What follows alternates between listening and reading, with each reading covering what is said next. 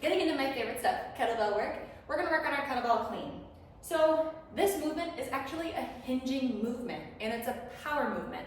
So what that means is that as you go through this motion, that power is gonna come from your glutes here. So as your glutes squeeze and allow your hips to extend, that is where the power comes from to help lift this kettlebell from the ground to your chest.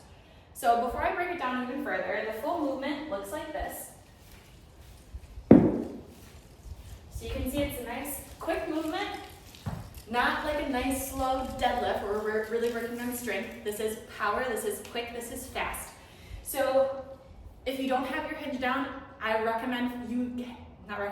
you have to get your hinge down first. If you don't feel confident in this movement and being able to contract your glutes and inner thighs, that is step one before doing a power movement like this. Once you get that down, you're gonna start with that bell right underneath your body, in between your feet. And then as you bend down to pick it up, again, hips coming back into a hinge, we're grabbing the top of the kettlebell, and as you lift, as you extend, you're going to actually shrug up with your shoulders. Now this is very different than what we normally say. Usually keep your shoulders down, but your upper traps are gonna help with this movement. So as you stand, you're going to shrug and then catch the bell on the side of on the side handles. So shrug and catch. So you notice once I catch it, my shoulders drop. I am not staying up in this tense position for the entirety. I am using it as a tool to help get the weight up and then coming into, and then dropping the shoulders into position there.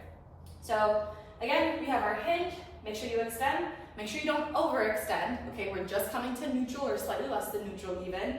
Make sure when you shrug, you come up and back down, catch that kettlebell on the side.